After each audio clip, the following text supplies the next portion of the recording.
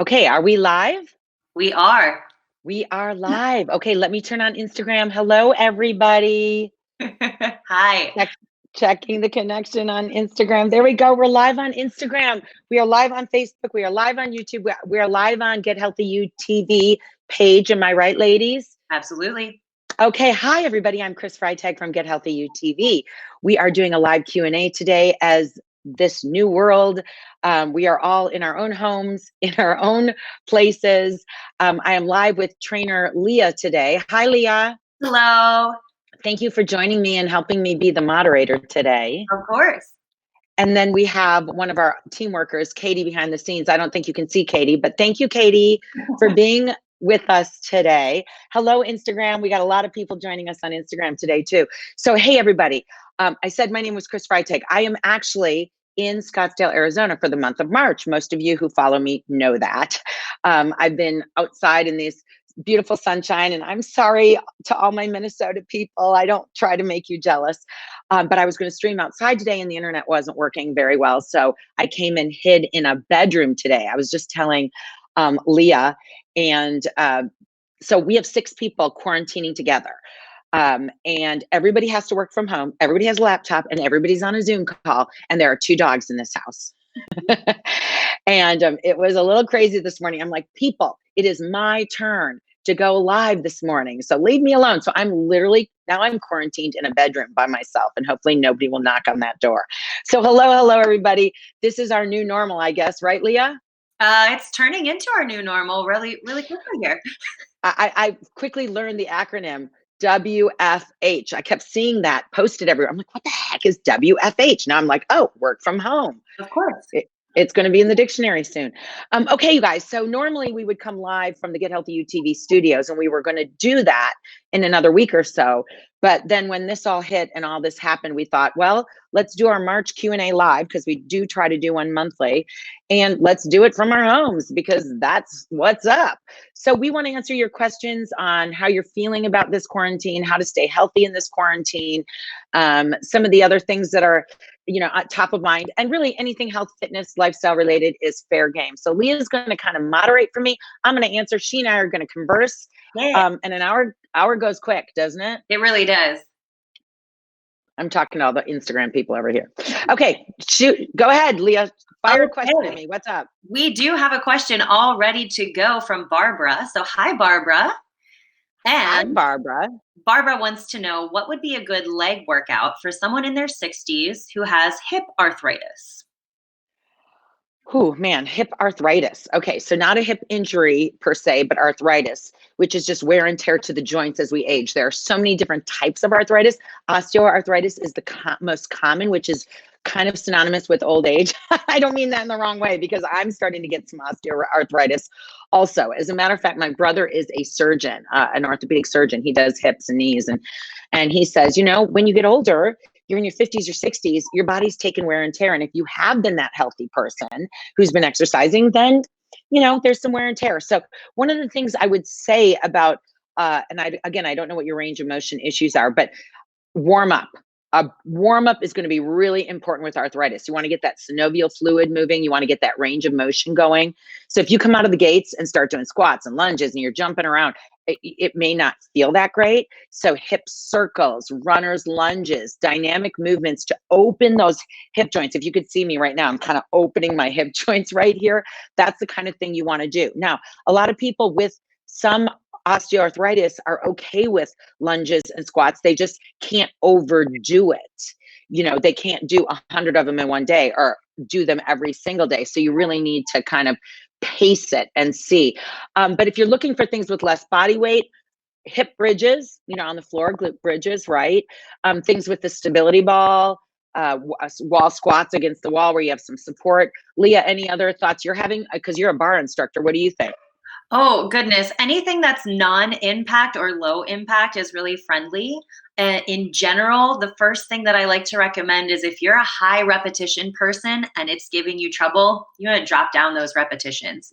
There you go. Yep. Exactly like Chris said, just a little less in volume and a little bit more in quality. And that can help, at least as a starting point. Yep. Good answer. And bar is kind of good. I think, for people who have hip issues, because it's lower impact Mhm. and lower weights, but still you get that toning And you part get a of it. balance work as well. So just by balancing on one leg versus the other, you're getting a lot of stabilizer and connective tissue kind of working together to support your joints. So it's a pretty friendly way to get into working out. I agree. Hey, I'm looking over to Instagram. Someone's asking what's a good calendar to follow after Fit Over 40. So if you're a Get Healthy UTV member, and we got a lot of new ones in the last few weeks, Fit Over 40 is a great calendar that's a combination of strength and cardio, but it doesn't have quite as much maybe high impact plyometric type work as some of our other calendars. But I like the strengthen and lengthen calendar. I like the new one that we just did in February, Tighten and Toned. That was a really fun calendar. But honestly, we have so many calendars. It's kind of hard to pick. I don't know. I mean, there's so many good ones. You got time to try them all out. We got time to try. And I see one other question here, but go ahead. You ask me one, Leah, and then I'll continue from Instagram. Well, this is a good one because I think this is something that a lot of people are wondering about. It's pretty general. Comes in from Anya. Hi, Anya. And she says, hello, Chris, how can I stay motivated during this crazy time? Okay, let me ask that question. Let me ask a technical question. Because I'm on my earphones, people are saying they can't hear Leah because Leah must be coming through my earphones. I wonder if I take off my earphones, do you think that might be smart? And then everybody could. I'm not using mine, and I don't. Okay, I'm going to take my earphones off. Yeah. And then maybe that'll help.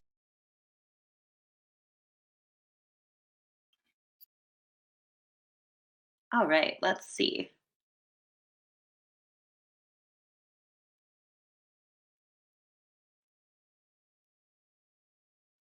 We may have lost Chris for a moment here.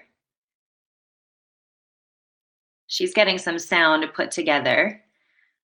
So I'll just chat a little bit for Anya here and for everybody's questions. I know me personally, staying motivated, I have to give myself I'm not giving, as much as I love to color code things, I'm not color coding my entire life like I normally would, but I do try to give myself some markers for things I want to accomplish during the day, even if it's just, I would like to make a meal at 3:30 p.m. I start my meal prep if I want it to be like some kind of big dinner or something like that.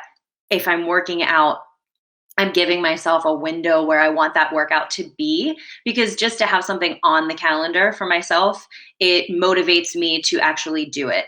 Self-motivation is really, really hard. It's one of the reasons why this is challenging to even people that are used to working from home or used to working out at home. It might feel different, even though you always do your workouts at home. This feels different right now. So I just like to recommend, find a schedule, find something that you can put on. Chris is back. Yay. All right.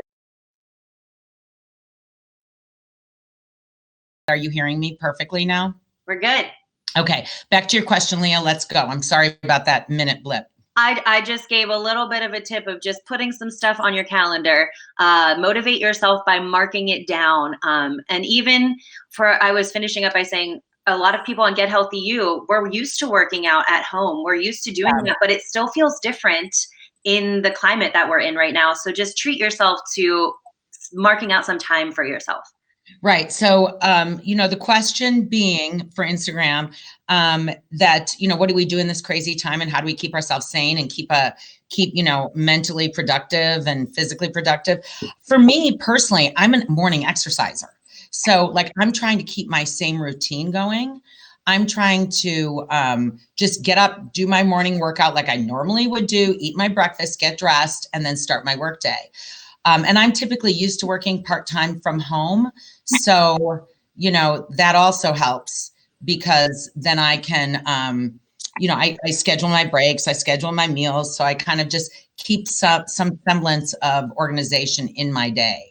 I think that makes a huge difference for those of you who are new to working at home. You can't stay in your pajamas all day. Well, well, you can. for a couple days anyway, because it's fun and new, but you can't do it for 2 months or you're going to go insane. No, you can't. Yeah. All right, ready for a more specific question? Sure. All right, this is coming in from Molly. Molly wants to know, what are your favorite exercises to tone your arms? Ooh, I love it. Well, I love lifting weights. I just feel empowered from it. There's a question that actually came through on Instagram too, saying, can you build muscle after age 50? Hello. Yes, you can. You don't stop building muscle. It does get a little harder because our hormone profile changes. We have less estrogen in our bodies, and it does get a little harder to maintain the muscle, but you still can build muscle. And so I love doing weights. I mean, that's my favorite upper body. I love doing bicep curls and tricep overhead presses and chest presses. And I love the feeling of overhead presses and renegade rows. Like I lat raises in the shoulders. I love upper body strength training. Dumbbells are my first choice. We do have a couple of really good workouts on Get Healthy UTV, split day number 1 and 2, Leah, gold workouts. Yes. Totally upper body workouts. But that being said, when I am, like, for instance, on vacation right now, I'm doing a lot of body weight stuff. I am doing like dips and push-ups and things that I can do with my arms without having, extra. I do have dumbbells here, but I have been doing a lot of like planking and down, down, up, up, and things that I can do to activate my arm muscles, bear crawling, a lot of functional movements. But you are never too late. You are never too old. Get going. The whole thing with muscle is you start to lose it after about the age of 35 if you are not actively replacing it. So for women who are like, oh, I was so active in my youth and I was, exercising and I had great muscles and all of a sudden they're gone. Well, that's because you start to lose about a half a pound to a pound of muscle a year if you are not actively replacing it. So shout out to all you people who are lifting weights and doing exercises. It helps you maintain and keep that drop off. Not only will you feel like you look better, but you're gonna feel better in your daily activities. You're gonna be able to move more. You're gonna be able to keep on lifting your arm overhead and picking up your kids or your grandkids or whatever it might be. Exactly. Oh, okay. Karen's got our next question, if you're ready. Uh-huh. All right. How can I stay motivated, and what vitamins or foods to eat that boost my immune system during this crazy time would you recommend? So first part of the question is, how do you stay motivated? Yes. Okay. Well, first of all, motivation gets you started, habit gets you going. So you've got to get through that point where it once becomes habit. Like I said, I'm a morning exerciser. So for me to get up in the morning and just start exercising, it's not like oh my gosh, I just love getting out of bed so early. It's habit. I just do it. So you have to use that activation energy, as Mel Robbins calls it, to get your butt out of bed. And so don't allow yourself to hit the snooze 8 times. Don't allow yourself to skip your workouts. You're going to have to talk to yourself and say, Mel Robbins says, if you activate in the first 5 seconds of an action needing to be done, you're going to do it. If you allow yourself up to like a minute to think about it, you're not going to do it. So you have to activate, go for it. And then I always tell people, pay attention to the feeling of motivation versus inspiration. Motivation is how you get going for the workout. Motivation is how you get moving to do whatever activity you're going to do. But then notice the inspiration that happens during that activity. When all of a sudden you're like, I'm inspired. I feel good. I'm moving my body. I'm sweating. My head is cleared. My stress is less. Pay attention to that. I would say. Now, immunity foods, bottom line is if you eat real food, mostly plants, not too much, it's going to boost your immunity because plant-based foods are full of vitamins, minerals, antioxidants, phytochemicals, all the things that your body needs to stay healthy. So more vegetables, more fruits, more colors, don't just eat only a white potato, for goodness sake. How about orange, yellow, purple, green, blue, all the different colors in veggies. But things like lemons are good for immunity because they help balance your pH to a point. Garlic is supposedly really good for immunity. Ginger is really good. Mushrooms are a plant-based food, but mushrooms are high in adaptogens and very good for immunity. Foods high in vitamin C. So again, fruits and vegetables. I mean, fruits and vegetables are the winners here. What do you think? I agree with pretty much all of that. You want to feed your body with variety so that you're kind of catching all of the needs that your body has, especially, again, with these changes, things are different now. So You might find yourself having to adapt a little bit, and you might not have the same calorie intake that you have had in the past. You may need to adapt just a little bit, and water, water, water. Water, water, water, water, hydrate, hydrate, hydrate. Take care of your body and your brain. But, you know, I think I was in the grocery store when all this crazy stuff happened, right? And it was like, okay, it's okay to go to the grocery store, just mind your own business. You know, you're washing your hand. I mean, it's crazy how all of a sudden you pay attention to all the things you touch during the day. But I'm at the grocery store watching people put all of this like packaged food into their carts. And I'm like, oh my gosh, why aren't you getting any vegetables and fruit? Because that's going to really help boost your immunity. So, you know, maybe this is a good time for people to reevaluate like how they take care of their bodies. We're working out at home now. We're eating more at home, and take the chance to cook more with, you know, fresh produce and see how you feel. Yeah. All right. Let's move on to Consuelo. Consuelo is asking, what is the best workout to ease back into exercise after being sick? Ooh, after being sick. Okay, depends again on what you were sick with or how sick you were. But here's the thing. You got to ease back into it and see how you feel. Sometimes if you still have the remnants of a cold, or, you know, you're just kind of your ability to get your heart rate up is not quite as good as when you're in at 100%. So to ease into it, see how you're feeling. Maybe start with a shorter workout and then ease into it and see as you go longer. They kind of always say check up from the neck up. So if this illness is from above the head, you just got a stuffy cold, headache, that kind of thing. Exercise feels really good. If it's from below, you got body aches, fever, stomach problems, GI problems, then you probably shouldn't exercise at all and like let that clear. But again, you got to go back to that motivation thing too, right? You're going to have to get some motivation, because if you kind of got out of your habit, you were sick, you gave up your workouts for a while, you kind of got to get back into it. And I always say attach to those whys. Like, why do you exercise? Because it gives you energy, because you feel better, because you sleep better, because you look better, because you interact with other people with more grace and more patience, you know, whatever. Go back to those big whys to help you get started again. Does that make sense?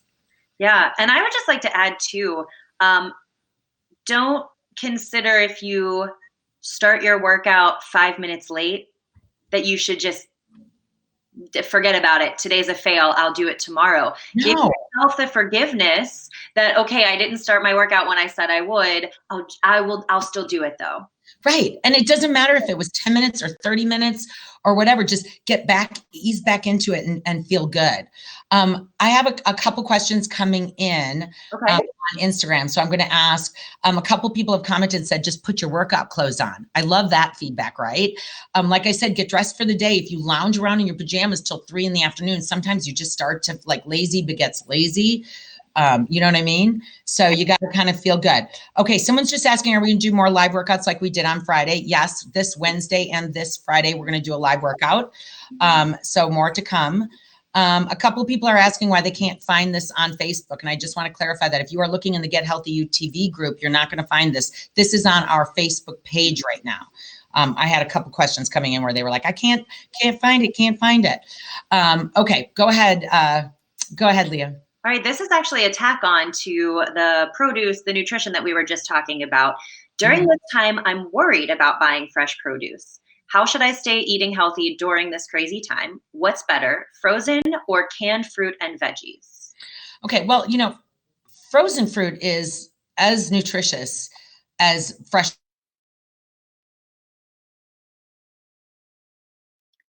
Ooh. So it actually holds its nutrients longer than some foods that are, you know, across the country, and it's been a while since they've been picked. So that being said, never be afraid. You know, when people say to me, I can't afford fresh fruit or whatever, I'm like, well, then get some frozen fruit. That's fine. Canned veggies, you know, to be honest, I don't eat canned veggies. So I do buy like things like artichokes, you know, in cans, or hearts of palm, or that's about it. I don't buy canned veggies, but I have heard a registered dietitian say, if that's your only option, then eat them, because they're better than eating, like, for instance, some processed Doritos, right? I mean, it's common sense. Like, should I eat a can of peas or should I eat Doritos? Which one do you think is better for you? But that being said, don't be afraid of fresh produce right now. I get it. Like, we're all worried about catching the virus and we don't know who has touched what, but get your fruit and veggies home and wash them. I've been using my spray. Some people just spray their veggies and stuff with like a vinegar substance. I have a substance I bought at Whole Foods, which you just spray them and then I really wash them and then I let them dry. And then if you're super worried about it, then don't eat them raw, cook them, because heat is going to remove any of the, anything that's on the veggie. But listen, I've been eating raw fruits and veggies, I eat them every single day, but I've been eating them since this breakout and I'm totally fine. I actually, on a podcast just yesterday, a doctor was on talking about exactly this. And as of right now, the recommendations are that fresh fruits and veggies are fine if you're washing them, maybe a little more thoroughly than we typically do when we're not thinking about it, but we should be washing them anyway. Right, always. You should always wash your fruits and veggies. It's like, you never, like, if you've ever grown fruits or veggies in your backyard, they're dirty. You know what I mean? Like, they're dirty. Just bring them in and wash them. And it's, we're all washing our hands. It's easy to do. So, but I can't emphasize enough that eat fresh produce. It's going to give you, back to what we were talking about, Leah. When you think about macronutrients and micronutrients, so macronutrients are carbs, proteins, and fats. Those are your macronutrients. And then within the macronutrients are your micronutrients. Within the carbs, proteins, and fats are vitamins and minerals and antioxidants. Okay. So if you are eating a good mix of macronutrients, you're getting a few carbs, you're getting some of the healthy fats and the healthy proteins, you're going to get a good mix of micronutrients, meaning a good profile of different vitamins and minerals. So that's why I'm not a fan of like cutting out one food group, because then you're missing out on a bunch of the micronutrients, the vitamins and minerals that your body needs. You don't need to count your vitamins. You don't need to be like, oh, did I get K and D and E and blah, blah, blah. But if you're eating Let's see if we get her back.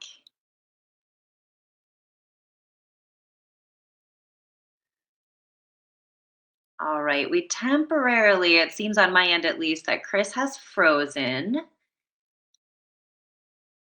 So I'm just going to tag on talking about, I'm sure on Instagram, maybe she's still able to be heard here, but on our end, I'm seeing a little bit of a freeze. Speaking from my own personal nutrition standpoint, variety, exactly like she was saying, is super key, especially right now where we might be limited in what exactly we are able to access. Depending on where you're watching from, you may be under a stay-at-place order or shelter-in-place order. Sometimes we're just under the recommended social distancing, but that changes. That's okay. That's okay. We gotcha. cyber bullies. Just know that I'll be back. Okay. Give me like just a few seconds to come back if it happens again.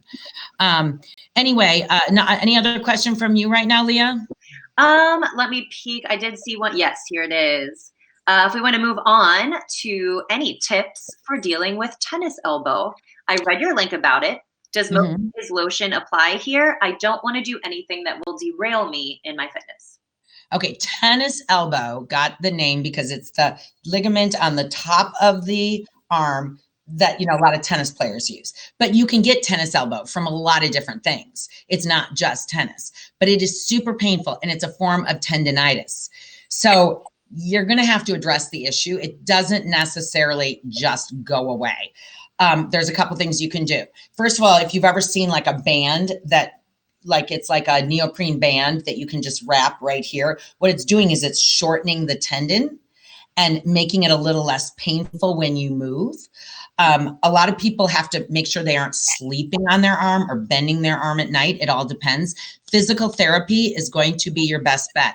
Now, if you were looking at the link that I posted a while ago, I have a friend in the Minneapolis area that is starting a company, and it's a device for something that you put on your arm at home, and you can do your physical therapy every day of the week to get rid of tendinitis, because it's a scraping method. It's called the gratis method, where you scrape the tendon. And, you know, for a lot of people, they're like, okay, that works, but I don't have time to go to a physical therapist or the money to go there 3 times a week. So people aren't going. This is a device that you're going to be able to put on your arm. It's called Stay Active, STA Active. You're going to be able to put it on your arm and do the treatment at home. They're having amazing luck with their test groups that they're doing. They've had a couple hundred people using this product and trying it out at home. It's not on the market yet. It was set to come to market May, June time, but that could be pushed back with everything that's happening. But once I know about that device, I will tell you guys about it so that you can get one. They're not cheap, but I got to tell you, physical therapy isn't cheap. I think they're a couple $100s, but you know, each physical therapy, and I love physical therapists. I'm not knocking you guys because you guys are the best, but it could be a lot of physical therapy offices are actually excited about this product because they're like, hey, I know you're going to only see me once a week and I want you to do this 5 times a week or whatever it is. So that's the info that I have for now. But for now, if you've got tennis elbow, I would say, you know, try to get one of those bands, take it easy, give it some rest. Tendinitis needs rest, unfortunately. Pretty much. That's the way to go. Ooh, ready for another question on my end? You guys.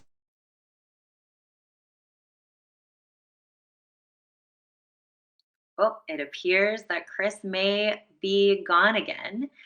I'm going to take a peek at this next question. I'll just read it out. So this is where we'll be headed.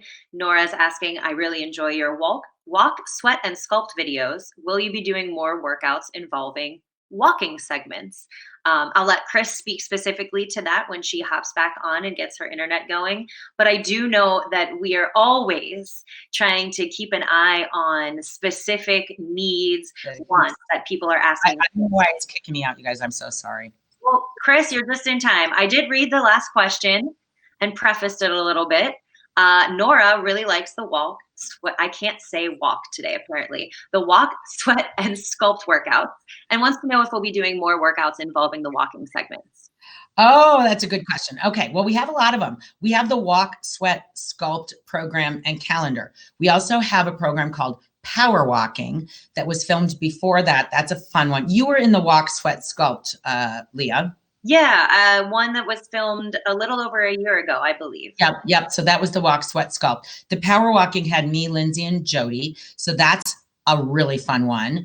And then in the gold workouts, we have a bunch of walking. So make sure you're checking out all the walking options on the website because there's about 10 or 11 of those workouts at least, maybe closer to 15.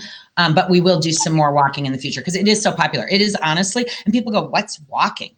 Walking is marching, people. It's like getting your butt moving. And when we were filming those, you can attest to this, Leah, we were so sore the next day. Yes, because it's sneaky. You're just moving your body, but then before you know it, the sweat starts. Next day, you can feel those calf muscles. It's good. Yeah.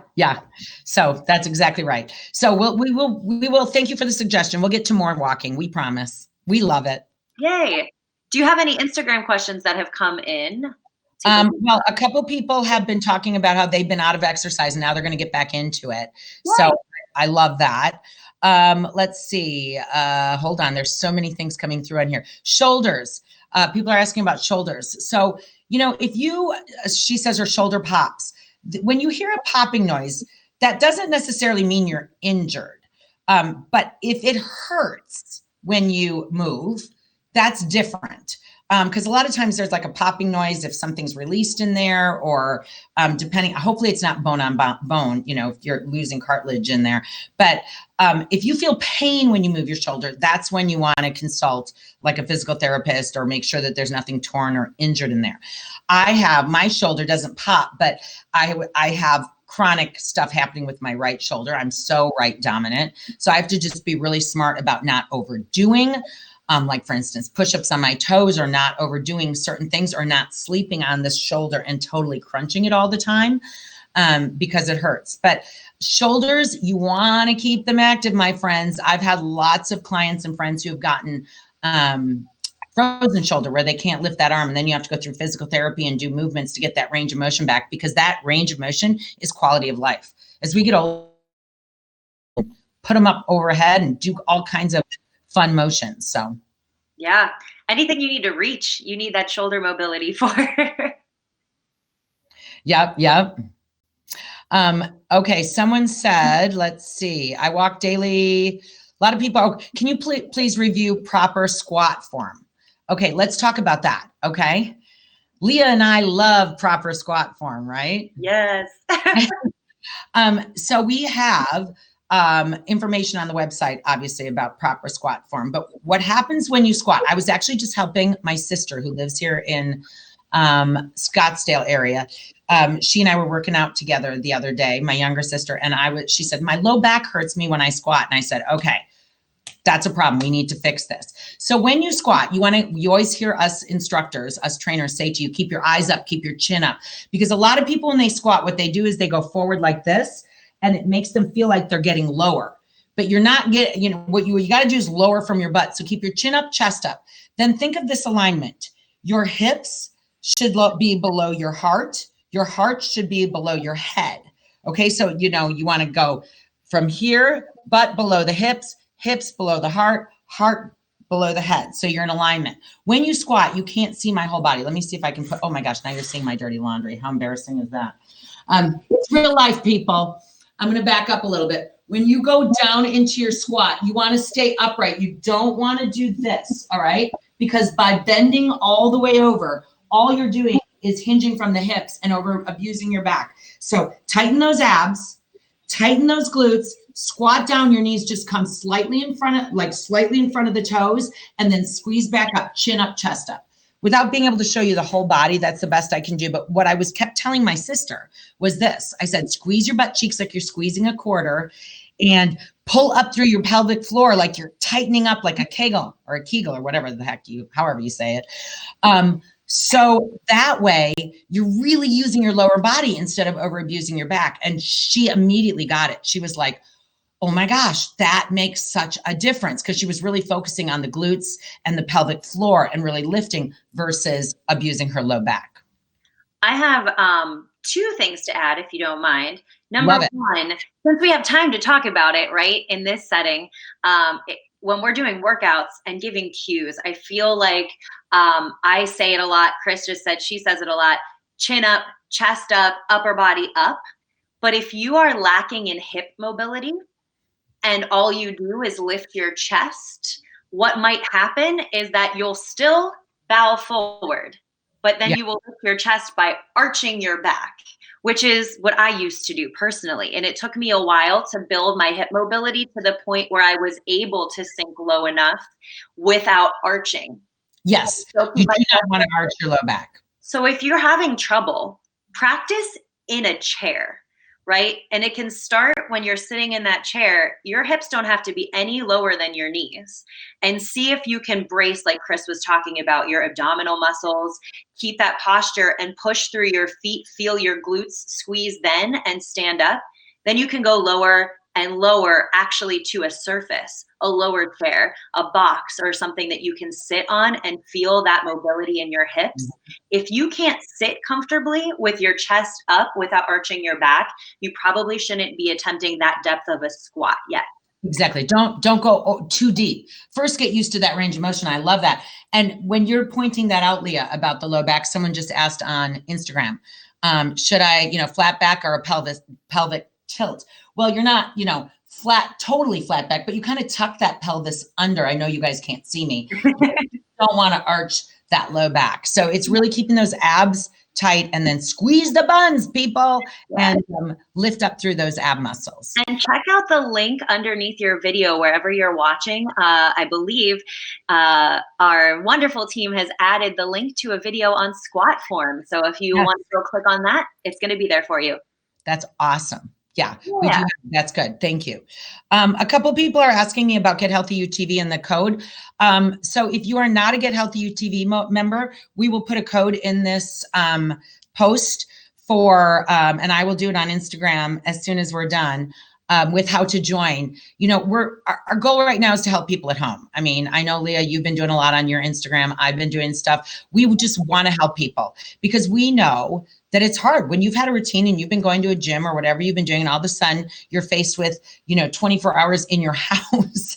It can be a whole new world. So to join Get Healthy UTV, we'll put it up, but you just go to the link, gethealthyutv.com/join. click on the gold membership.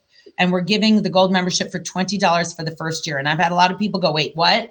What did you say? Did you mean first month, Chris? And I'm like, no, I meant first year. You get a full year for $20. You can cancel after a year. You can cancel before the year is up if you're not going to use it. But truly, you know, we've got over 250 workouts on there. And as a gold member, you're going to be getting a new live workout every Monday. Not for the next 2 or 3 Mondays until we get out of this quarantine style where we can bring our crew back in. But other than that, you will get one every Monday, and it's really fun. And Leah is one of our gold trainers. Yeah. Yeah. So usually you can see me in my leggings. Right. I love it. Well, let's go to a question from Rose here. Speaking of some of those workouts, Rose wants to know, can you do the gold split day workouts every week, or do you recommend doing them less frequently? So we created these split day workouts because you guys were asking for them. We want to do what you want to do, right? And Leah knows that we listen. Like when someone says, hey, we need more walking, or we need chair workouts. Like we just created 3 chair workouts for people who are injured or, you know, are just getting started with exercise or whatever. So we're happy to do what you want to do. And we were getting people asking for split day workouts, which is the old traditional way of lifting weights, where you divide your body up and you say, okay, I'm going to do chest and shoulders today, back, bi, tri tomorrow, glutes the next day, that kind of thing. Now, keep in mind, that's kind of more of a traditional style, which is fine because it does work. All of it, by the way, everything works. You can just shake it up in a blender, pour it out. As long as you're actually doing it, it works. The problem is most people aren't doing it. They're just talking about it. That's the problem. But those split day workouts are great. But since you're really only focusing on a couple muscle groups, go really heavy. Go heavy and go slow and really burn them out. You know, feel the burn, feel the fatigue in the muscles. And that's a great way of training. Then we offer a whole bunch of different workouts that, and we do have another program called Serious Strength, which is kind of, and Leah, you're in that one too, where we did, it wasn't necessarily split day training, but it was upper lower core kind of thing. And that's all really heavy weights. Like where we're talking like 15-pound weights, which, you know, people will go 15 pounds. That doesn't sound too heavy. I'm like, oh, really? Okay. Try it out and show me. And then tell me how it went for you. They're like, holy crap, that's hard. But then we have a whole bunch of workouts where we use lighter weights and it's like cardio and strength put together and it's total body workouts and it's less, higher repetition and lower weights. So you kind of got to pick what you like best. If you want to do the split day workouts 3 days a week or 4 days a week, that's what they were designed for. I mean, because we gave 4 days of split workouts. So if you do all 4 of them every single week and that's your type of training, go for it. I love the split days, but I do like a week of split day. And then I go back to my total body, you know, HIIT workouts and circuit workouts because I just love the feeling of those too. So I'm a creature of change, but you'll know when you need a day off. If your body is so sore that you can't sit on the toilet or you can't lift up your coffee cup, time for a day or 2 of rest. Yeah. The only thing not to do is don't do the same gold split day workout 2 days in a row. I think that's not going to utilize the rest that's supposed to be built into those split days. So as long as you're mixing them up, do them how you feel the most useful. It looks to me a little bit like maybe we lost Chris on my feed for the moment. So I'll just elaborate a little bit more on those split workouts. The reason why you can go heavy, Chris was talking about this, and you should go heavy is because I'm just going to finish my thought, Chris, she's back. When you go heavy in those split workouts, you are only working 1 major muscle group or 2 major muscle groups. So you should be fatiguing that. That's why Chris said heavy weights, because then the next day, while you're still working out, you're working different muscle groups while the one you fatigued the day before gets to rest. So as long as you're not loading up split day, bis and tris, and the next day split day, bis and tris because you love it, you're good. Yeah. Well, and if you do the split day workouts, right, you shouldn't be able to do bis and tris the next day because you should be so sore or sore enough that you're like, yeah, I don't want to. Hey, you guys, I'm so sorry I keep getting kicked out. I'm wondering if you're just joining, There's 6 people in my house. Everybody is work from home right now. We are in Scottsdale, quarantined as a family, and everybody is on Zoom calls. Like everyone's job, everyone's like, I'm on this Zoom call. I'm wondering if we're taxing out our internet or something. It makes no sense because I have full bars on my Wi-Fi. So I really apologize that I keep getting kicked off. The Instagram people are hanging with me. They're staying over here. So any other questions that have come in on your side, Leah? Yeah, we've got one from Karen. Karen wants to know, how can I rebalance my hormones to lose weight? Yowza. Depends on how old you are. I don't know what hormones you're dealing with. Like if you're in your 20s and 30s, are you in your 50s and 60s?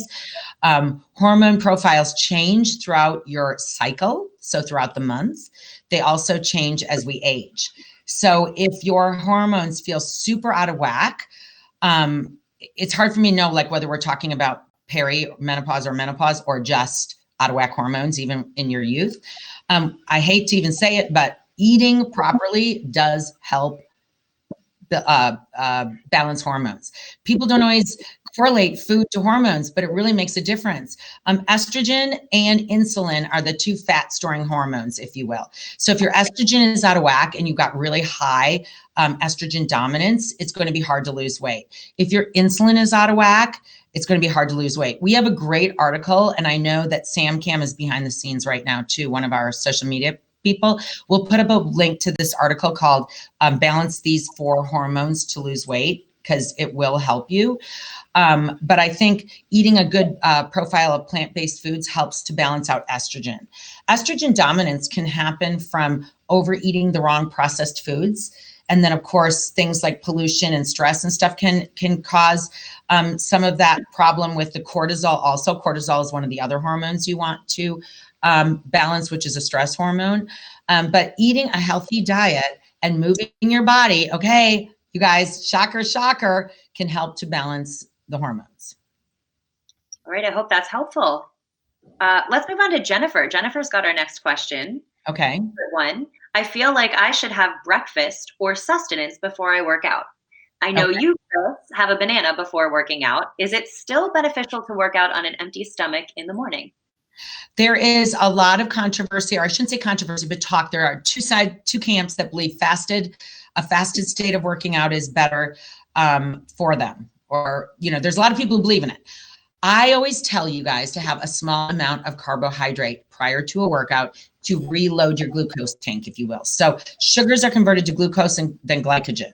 And when your body is exercising, you are burning 2 types of fuel, glycogen, which is converted sugars, and fat. And they're like dual engines, and they go like this. You don't have to worry which one you're burning more of. About 8-10 years ago, we were all worried with burning fat. Now it's like people just burn, just get your body moving. But they go like this. But once you run out of sugar, converted sugars, glycogen, you can no longer burn fat. That's what people need to understand. It is like the glycogen is the pilot light for fat. Once you have no more sugar, you can't burn any more fat. And what does your body start to burn? Muscle, which is what you absolutely don't want to burn. You're trying to build that. So having a little bit of carbohydrate in your system is smart. Now, for me, when I'm working out at 5:30 in the morning, I'm not going to eat a full-on breakfast because I like the feeling of an empty stomach when I'm exercising. And that's why I have that like half a banana. That's why I drink an electrolyte drink. I just drink a noon tablet, which is just sodium, magnesium, and potassium to help me just have some energy for my morning workout. And then I eat my meal after my workout. I get the protein, carbs, and healthy fats after the workout. But that half a banana you guys have heard me talk about, that's just my food of choice. That's what I like to eat at 5 in the morning. But maybe a handful of grapes or a handful of berries, or maybe it's, something else that gives you a little bit of carbohydrate, or maybe it's a drink that has a little bit of carbohydrate in it to get your body moving. Now, when you're sleeping, your glucose tank becomes, if you sleep a normal night, like 7 to 8 hours, your glucose tank becomes about 70% depleted. And that's why if you're an early morning exerciser, you only have a little bit of glucose left to go. That's why people say, like, I peter out, I work out in the morning, but I feel so tired. It's like, well, you probably didn't top off your glucose tank. That's why I give you that recommendation. But let's say you're gonna work out at 10 in the morning. and you ate breakfast at 7 in the morning, you don't need to eat something right before your workout. You probably have a good amount of converted sugars in your body. If this is making sense to all of you, I hope I'm making sense. So that is my personal opinion, a little bit of, and I have worked with exercise physiologists that work with sports teams. And I've talked ad nauseum about this, and they have said a little bit goes a long way. I'm going to use one more example because I get so excited about this. Living in the state of hockey, Minnesota, we have a ton of hockey players, right? Both my boys played hockey. So you would look at hockey teams and they would, just kill it in 1 and 2, period 1 and 2. And in period 3, when the kids were littler, they would just all kind of peter out. Oh, they seemed so tired. Their feet were heavy as they were skating in the 3rd period. I'm like, they've run out of glucose. They need to have some sort of a snack on the bench, something that gives them that energy again. And then when you get to the higher level athletes, their coaches are feeding them stuff through the game, like keep your blood sugar up so that you can, skate at 100%. So that's just an example I use. But yeah, that was very long-winded. Do you have an opinion on that? I think you covered pretty much all of it. My number one thing is don't overeat. No. Nobody likes to work out. Yeah. I can't imagine working out after eating a full-on meal. That wouldn't feel good to me. Yeah. But all of that is a pretty great recommendation. So good luck. Feel it out for yourself. See what works for you. Exactly. I have a question here on Instagram about, I can't stop snacking after dinner. Am I lacking something in my meals that makes me feel so hungry? So one thing I would say about that question is, if you are not getting enough healthy fat in your diet, fat keeps you satiated. So if you aren't, I found back in the era where it was the fat-free era in the 80s, where, you didn't want to eat fat, everyone was always so hungry all the time because you were never satisfied. Like, healthy fats make you satisfied. So that could be one of the problems. The other thing is, the evening is when people let their guard down. That's when people kind of just let things go. You might feel a little vulnerable. You might try to de-stress, and eating is a de-stressing activity for a lot of people.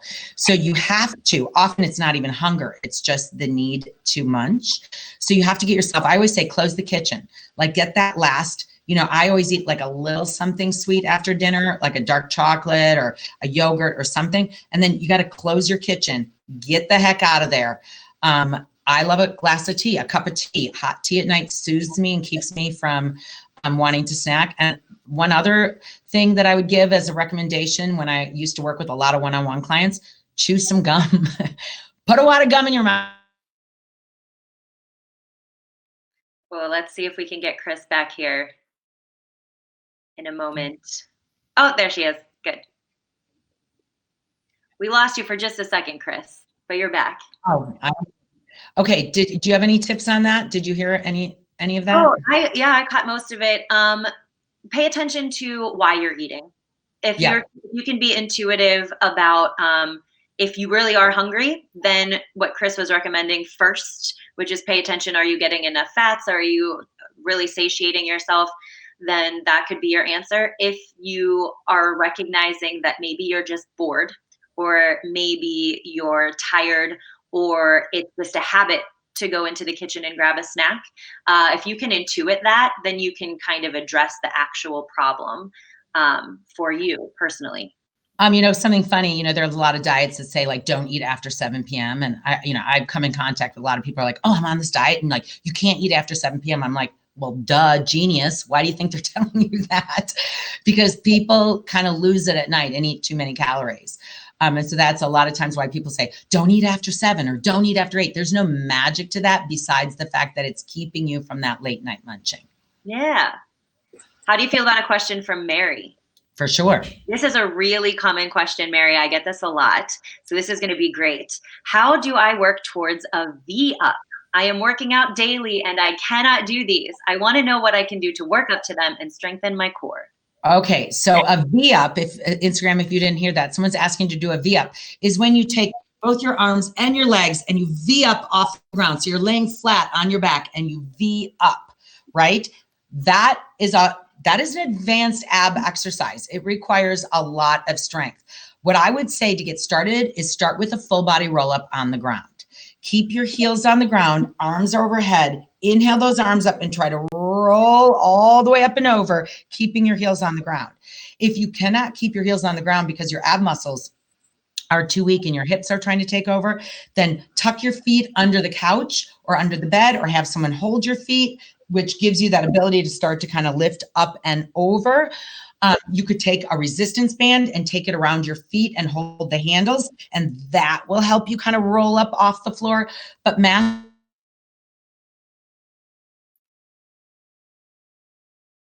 let's see if we'll get her back.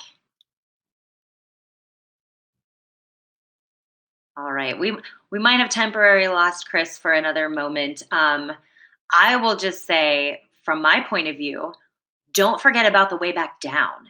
A lot of times you can build strength on your way down. So if you have to assist yourself up, if you've got to do a little bit of extra work to get yourself to the top of a sit-up or the top of a V-up, get there, and then very slowly start to lower yourself back down to the floor. You can build that strength in what we would call the negative of the movement. Perfect. There's Chris. Mm-hmm. I'm wondering if it's my computer too. Maybe I have to close out more stuff. I don't know. I'm sorry, people. Maybe the world is overloaded because everybody is on live events on the world's internet. It's kind of crazy. But we can all take solace in knowing we're in this together. We're all in this together. And I think people are learning a lot about themselves, about humanity, about efficiency, about productivity, about relationships. It is really hard for both introverts and extroverts to be so isolated from the people that you care about or the people that you're used to interacting with. So anyway, we're overloading the Wi-Fi of the world, and you got to do what you got to do, right? That's right.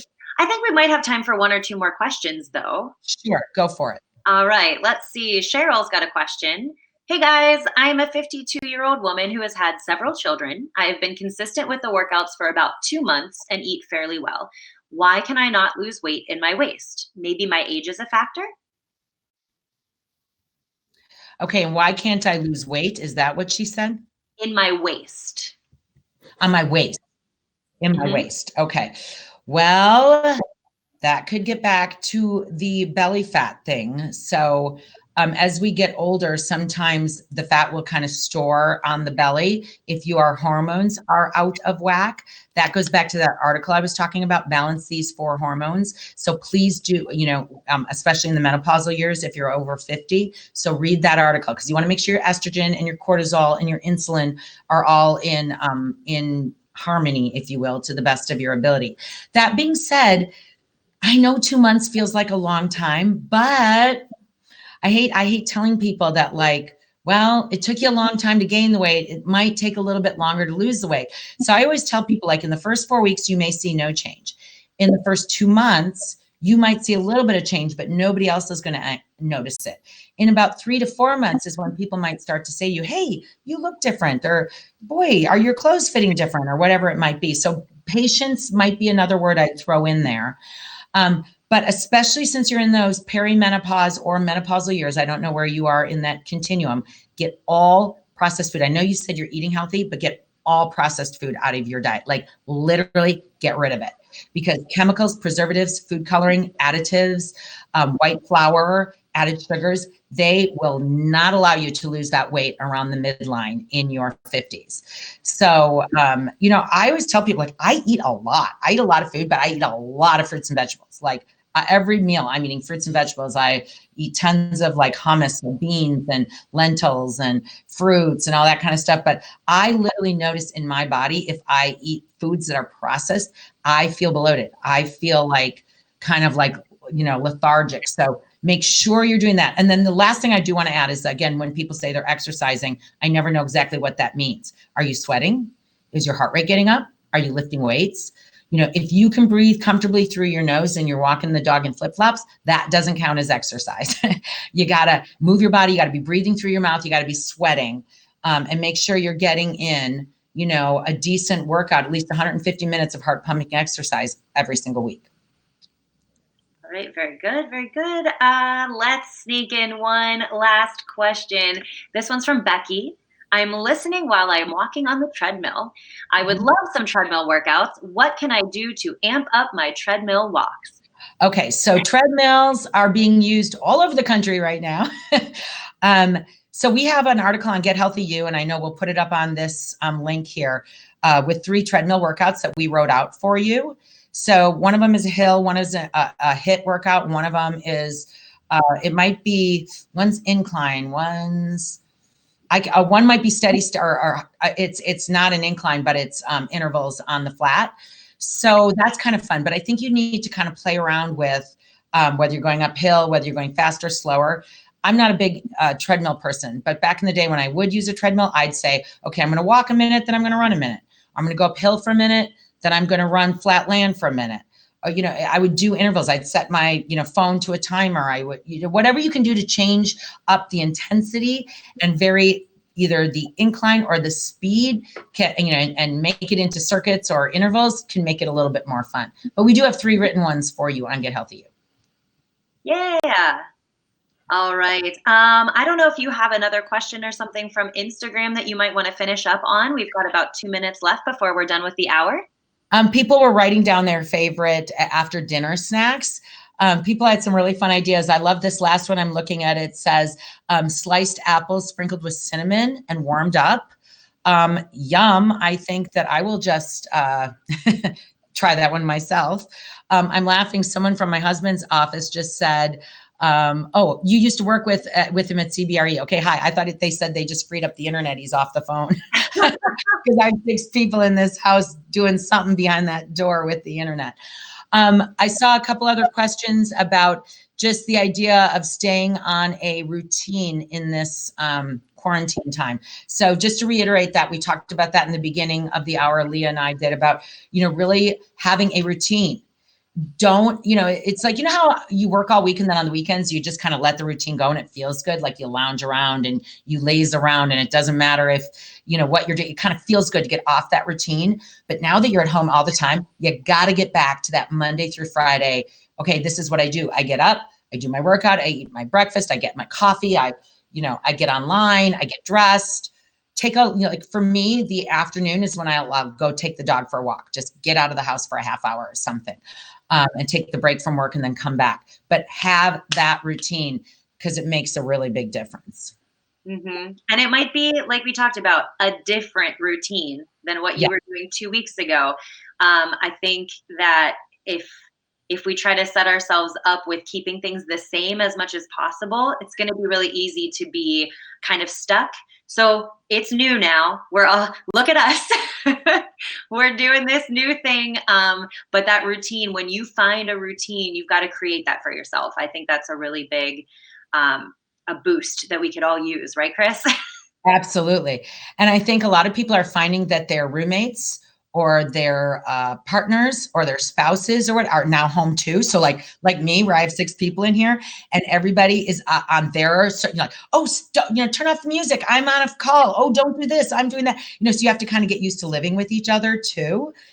People are doing an indoor workout and you're like, shut up. I'm on a Zoom call, Yeah. So you just kind of this is our new normal. We have to figure it out. But here's the thing. We're all in it together. And the one thing you can control is your attitude. We all have to control our attitude. I don't mean be a Pollyanna, but I do mean, hey, you guys, like we got to kick this as a world. I have personally been getting direct messages from Get Healthy UTV members who are in Spain and Italy and Australia. And they're like, and I got one from Israel today. And it's like, the world is experiencing this, not just us in the US. We're all experiencing this and we all need to hunker down and get this taken care of. And this too shall pass. And we are all going to get back out and hug each other again. And we are all going to get back and be live with each other again.